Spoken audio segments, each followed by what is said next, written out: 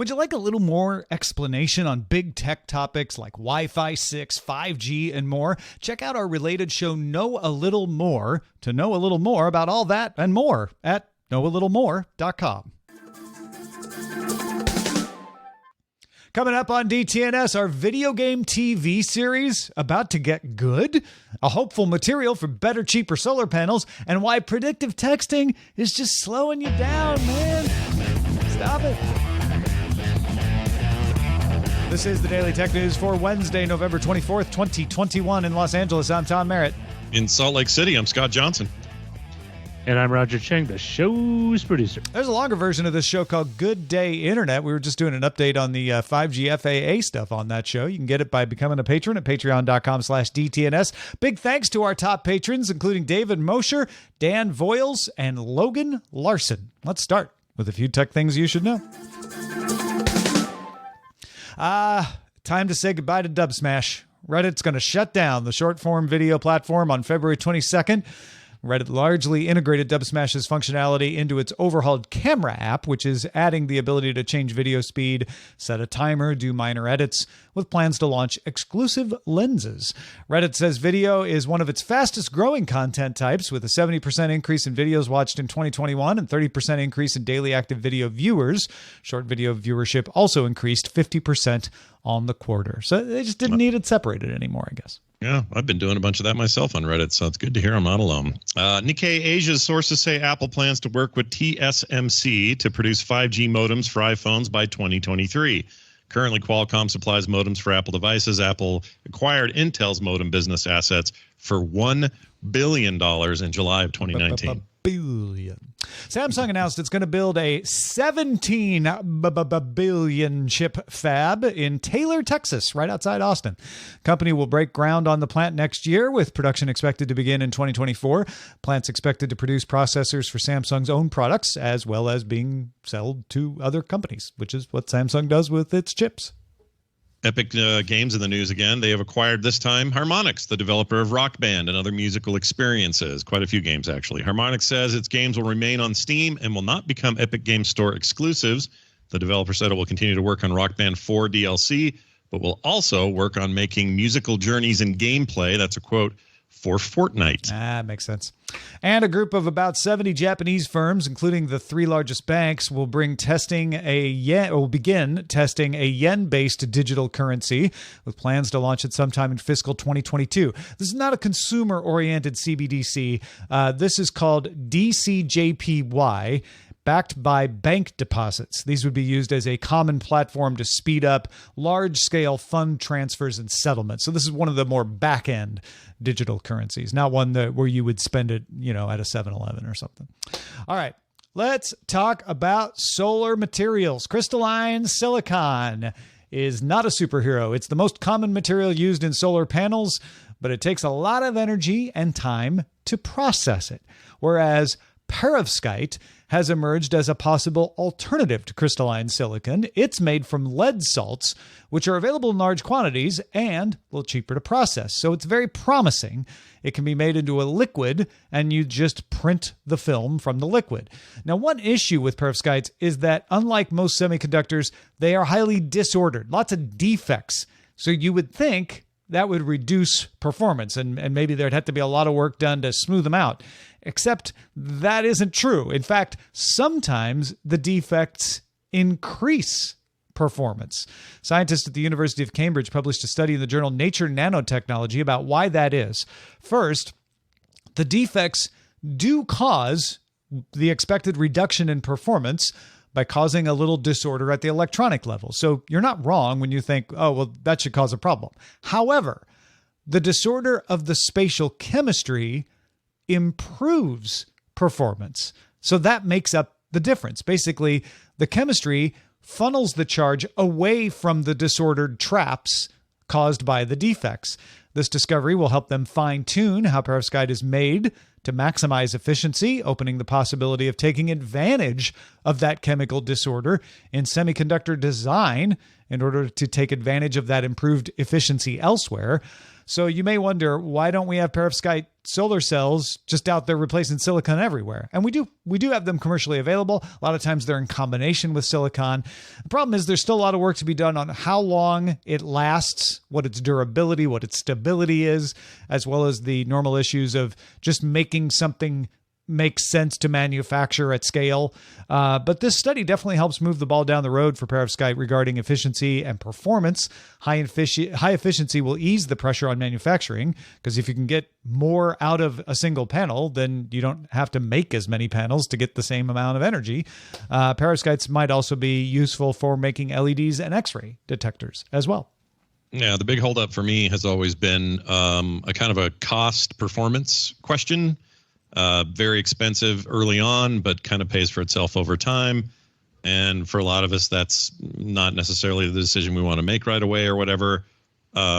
This helps move me closer down the road just to say, well, hey, it might be more affordable at some point. And not just more affordable, maybe more efficient. And more efficiency means that me doing this would have a better personal impact on why I'm doing it than it would have previously. So I think this is a great sounding innovation. I do wish it extended, and maybe it will at some point.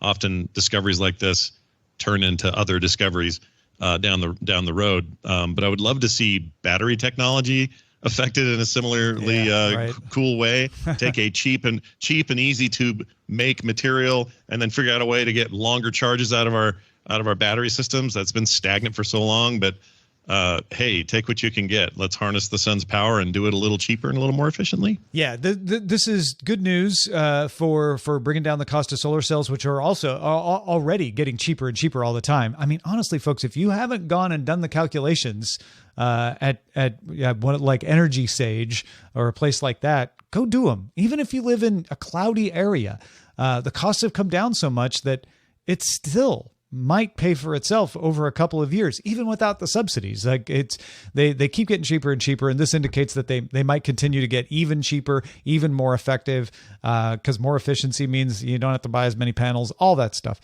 I like what you're saying, Scott, about, gosh, there's something there of like, well, if the chemistry of the solar cell for perovskite works there, is there something we can learn from that and make the chemistry of lithium work better for us somehow?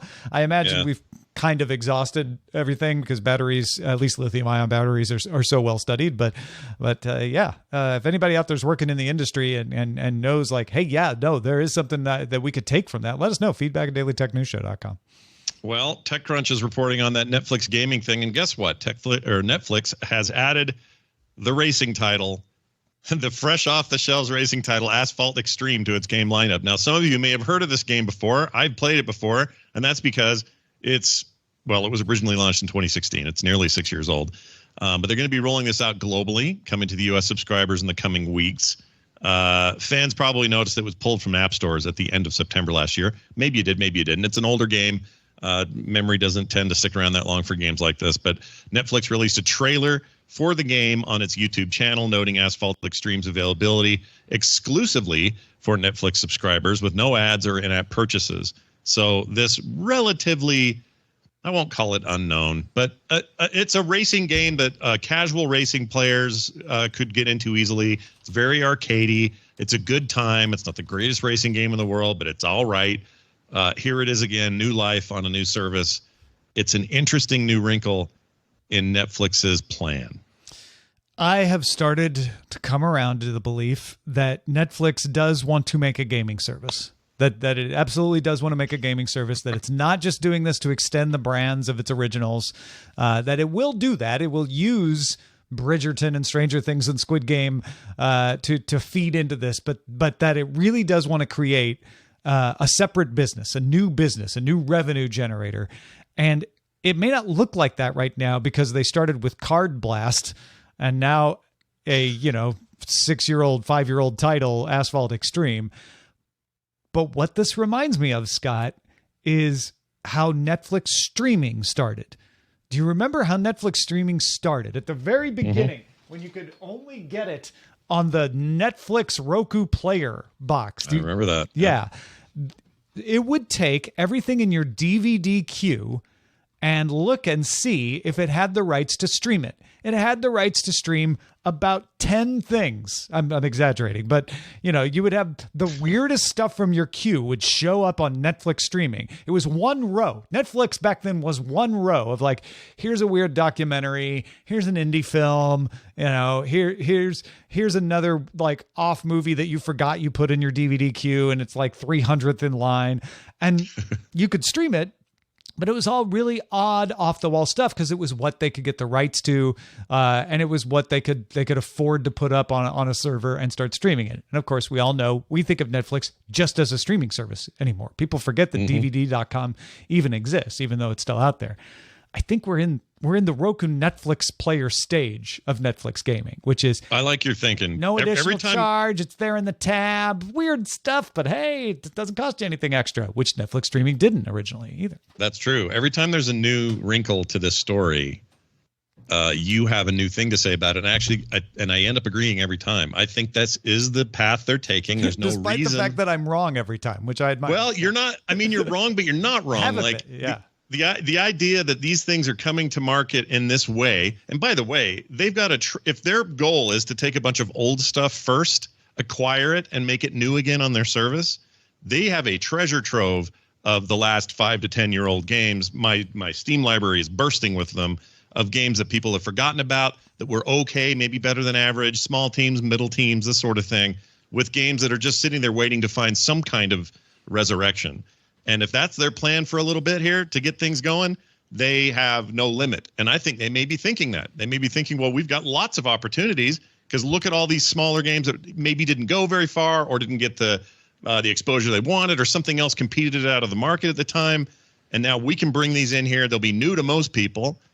And that's kind of what they did with those early streaming 720p videos that you were describing. Yep. They weren't new, hot, original content or even new hot movies that had just been out that summer. These were old things that maybe were easier to get licensing for, to do the streaming for, or whatever.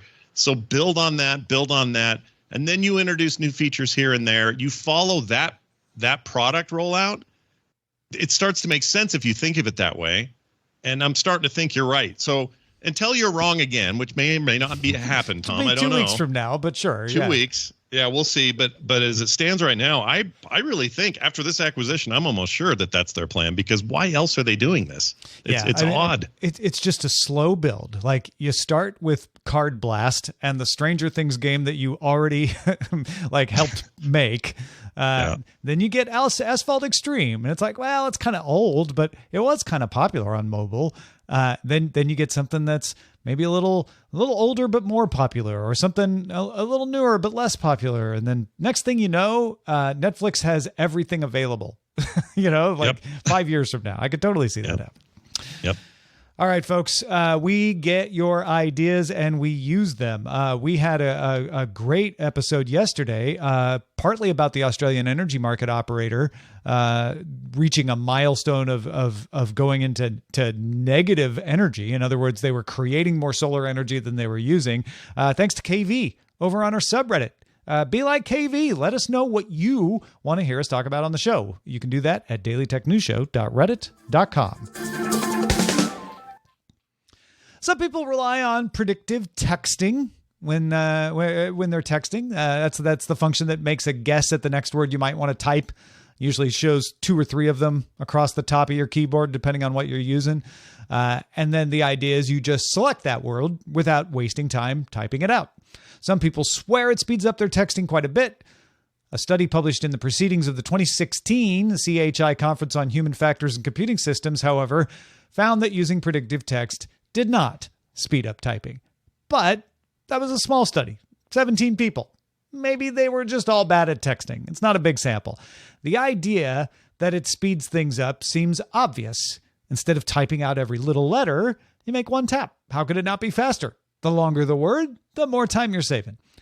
The argument that it's slower is that instead of moving right into typing the word, you have to pause and read the suggestions and decide if the one you want is in there. If it's not, you've now wasted time and have to type it out anyway. Even if you continue typing while you're doing that, you're slowing down. Over the long term, that could slow things down, at least that's how the argument goes. So in 2019, Per-Ola Christensen at the University of Cambridge and fellow scientists studied typing data from 37,000 volunteers using their own mobile phones. That was a very good way to make sure that they were able to work out the people who were good or bad at texting. People who used predictive text averaged 33 words per minute. People who just used autocorrect typed 43 words per minute. People who used neither typed 35 words per minute. So autocorrect was actually the fastest. But Professor Christensen wanted to know why. Is there a situation in which predictive text is effective? First, they determined that the average time it takes to tap a letter on a mobile keyboard is about 0.26 seconds for most people. The average time to decide whether to tap a predictive suggestion or not is about 0.46 seconds. They also took into account strategies like only using predictions for longer words. So if you're only typing THE, you don't even look. Or always typing the next word while looking for the next one to be predicted. So you're making progress while you're hunting for the next word. This analysis found a couple of things. Looking at every word, no matter how long, and never beginning typing slowed people down 8 words per minute. So don't do that. But typing 3 letters before looking at suggestions and only looking at words that were 6 letters or longer increased speed 2 words per minute over not using predictive text at all. The upshot here is you're probably better off not using predictive text because it's really hard to just look at the words that are 6 letters or longer. But you can read more on this in Professor Christensen's article on The Conversation. It's obvious to me that if this was a perfect system, we talked about this pre-show a little bit. If it's a perfect system, it would be predicting everything I ever wanted to say to anybody. And it doesn't do that. We're not there yet. The AI is not there yet. If it was, we'd be living in a very different world, I think. Yeah, we'd all be out of work. I just would have to think and it would know, and that doesn't work that way. So what it does for me now in terms of convenience is a bigger word. I think phlebotomist was thrown around in our prep meeting. Yeah, that's a great example because that word is ridiculous and hard to remember how to spell it exactly right and difficult to do quickly. And so in those cases, I know I've saved time by hitting that big word. But most of the time, it's just going to get it wrong. That's why people play games with it and say, start a sentence with this, but then only use the 3rd predictive text word until it stops or gives you emoticons or whatever. It's a fun little game. We all have a good time with it. But moreover here, I just wanted to say I love studies like this. I absolutely love them. It's a thing that we just sort of have now. We all take it for granted. It's part of our everyday use case for our phones and our devices. And somebody's saying, well, all right, what is it actually doing for us? Is it doing anything for us? Is there a benefit? Is it kind of neutral where it's okay if we have it, it's okay if we don't, and that's okay, but let's just get the numbers and get the data, account for different use cases. I love that kind of stuff, and further reading, I think, is required for anyone else out there who likes this stuff as well. It's a very cool little study. Yeah, I like the study too, especially because the upshot is, for once, not there ought to be a law. The upshot is, hey, you want to keep using predictive texting, go for it. There's nothing wrong with it, but here's the only way that it will likely speed things up for you. On the other hand, speed may not be your only consideration. Maybe you're like, I just don't want to have to think. I'm bad at spelling. I want predictive text for other things, and that's awesome. But it is interesting to find out that yes, I always thought this seems like it's taking longer when I would use predictive texting because I'm having to wait and look and find the right word. And at least the current systems, maybe they'll get better at predicting and get faster in the future, but the current systems bear out that, you're better off with autocorrect. Who would have guessed autocorrect is the fastest? Yeah, well, maybe your phone predicted that the venerable BioWare epic tale of Mass Effect might one day make its way to a televised series. Well, let's talk about that. Deadline sources say Amazon Studios is nearing a deal to make a TV series based on Mass Effect. Amazon Studios head Jennifer Salke said that the new fantasy series Wheel of Time, based on the books of the same name, is one of its top 5 series of all time, and the studio is continuing to invest in fantasy genres of all kinds. EA seems to be focused on making TV series based on Mass Effect happen somewhere, telling Business Insider earlier that this year that it's, quote, not a matter of if, but a matter of when. And The Verge noted an Instagram post from February by Henry Cavill with a blurred out corner of a printout of the Wikipedia page for Mass Effect 3. Read into that, but you will. I remember that happening and wondering. Anyway, next year we have a Halo series coming from Paramount Plus, The Last of Us coming to HBO based on that series. Is this the time for quality live-action video game-based TV series upon us? Is this finally here? Maybe. Here's my argument that it might be already here. I don't know how many in this audience have seen Arcane or knew that Arcane, the animated series on Netflix, is based on League of Legends, but it is. Here's the nice thing. You don't need to know a thing about League of Legends to get into it. And I've talked to people who've never heard of that game before, never played it before, have played the game, and have come to me saying, well, that's officially my favorite thing I've ever seen on streaming, or that's my favorite show this year of all time, or that's my favorite animated this or that. Like, it really hit with people. And I think that, along with a few other little sea winds, are going to push us in a direction where finally gaming can be seen as more than just an entertainment on its own, but bleed this other direction. It used to be kind of the other way. Games became more like TV and movies. Now we kind of bring it back. We have great stories. We have great characters. And we can really flesh that stuff out and make something special. So I don't think there's ever been a better time for something like Mass Effect to happen. I think it's really interesting from my personal point of view, because I've seen how video game IPs have translated into another format besides games. And the initial set was cartoons, right? They had Pole Position back from the early, it was like 82. And that had it was a game surrounding the based on the Namco driving game Pole Position, which is an arcade driver. And the game and the show really had nothing alike other than the fact that there were cars in it. Yep. And what you see now is, because I think so much of video gaming has matured to the point where there's deep narrative, right? You have Uncharted coming out, and The Last of Us was written by a former, Hollywood scriptwriters.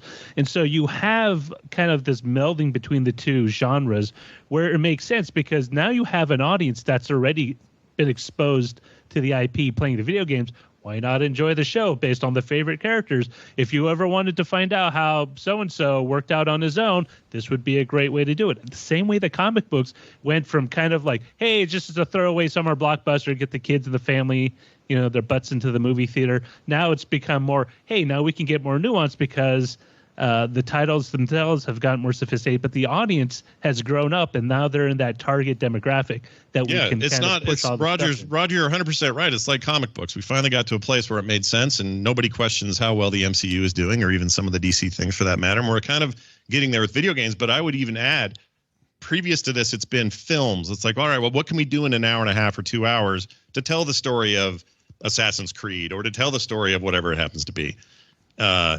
This is I think that the real sea change here is shifting to an episodic serialized format, because the games are long. Mass Effect, for those that don't know, is a great big space operatic game where basically you're told a huge story that you interact in. Think Star Wars mixed with Star Trek mixed with The Expanse. It's very much in that range of stuff. So you know what you're getting into science fiction wise. But telling that in a film would be a bummer, because it's not enough time. Telling it in 3 films is not enough time. Telling it across seasons of multiple seasons of a show, assuming it does well, that's how this stuff will shine. And that's where I think the big difference is. Arcane would have been a fine 2-hour animated film, but it's so much better as a 9-episode arc with a second season on its way. I think that Mass Effect in particular would benefit from this, just like Last of Us or any of these others. They are serialized stories told over 20, 30 hours of gameplay.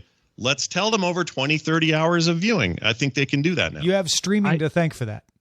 You could complain all day about all these streaming services, but if you didn't have all these streaming services and the budgets that are going into them and the ability to prove that, like, hey, we can drop a 12-episode series on a Netflix and it does pretty good, you wouldn't have people taking these bets. And who knows, maybe Mass Effect, Last of Us, Halo, and even the Uncharted movie will all be awful. We still have to wait to see, but my guess is they won't. At least one or two, if not all of them, will be pretty good.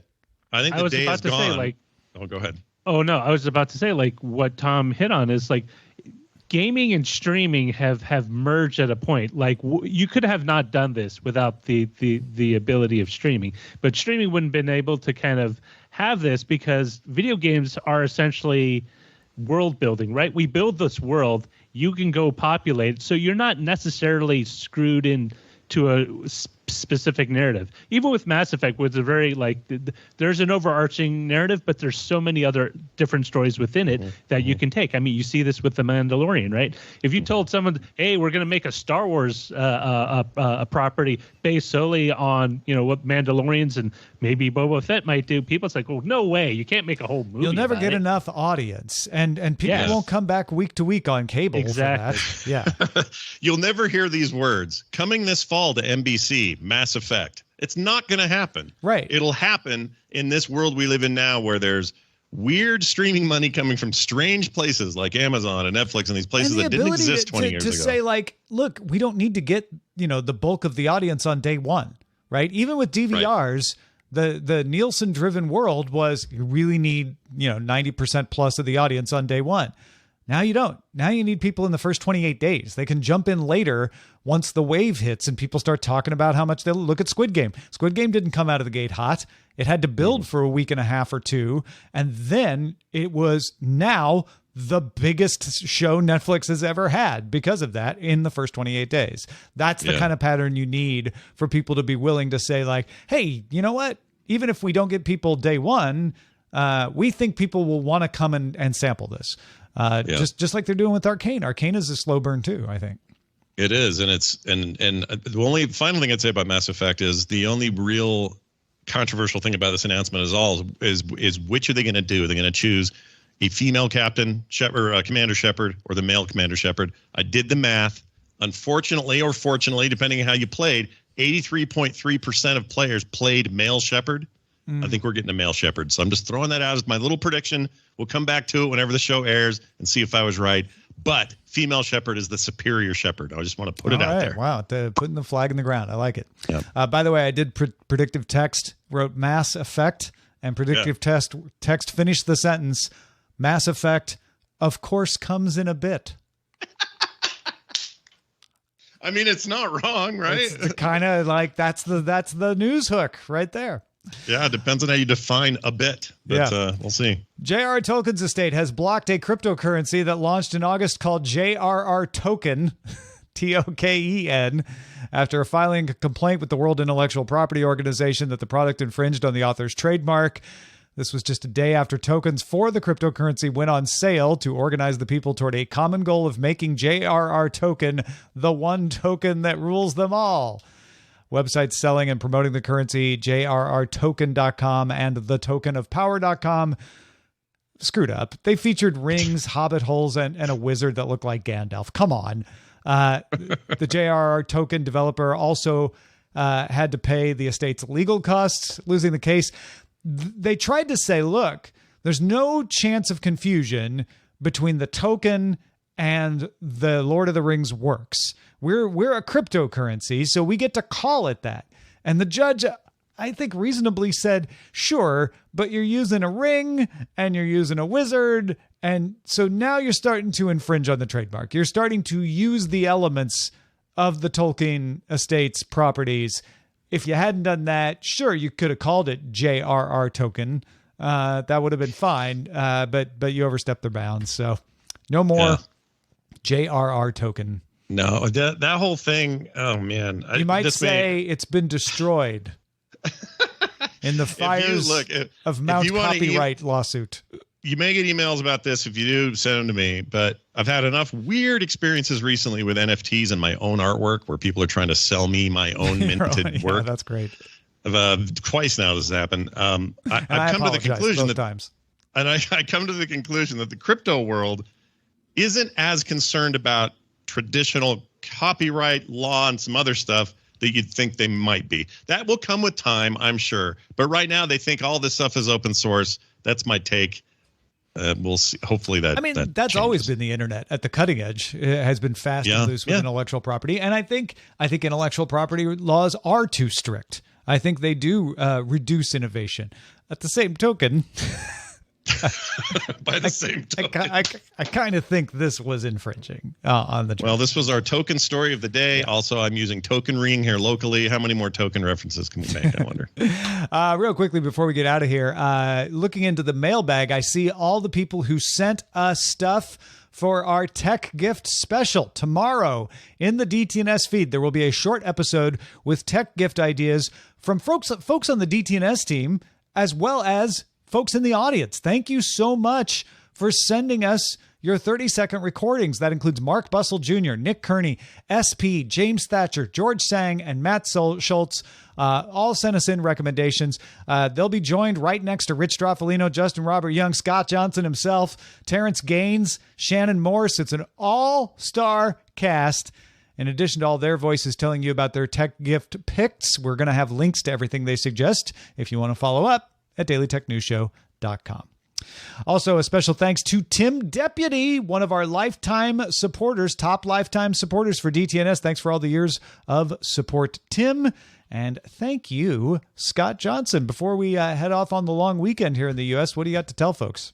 Well, if you like, there was a few gaming discussions today, and if that seemed fun or you liked my take on any of that, I have some good news. There are a number of game shows that are on my network, but the one I want to point you to is one called Core, which covers everything from console announcements all the way down to whatever games we're playing and everything in between. The big issues, the big stuff happening around the industry.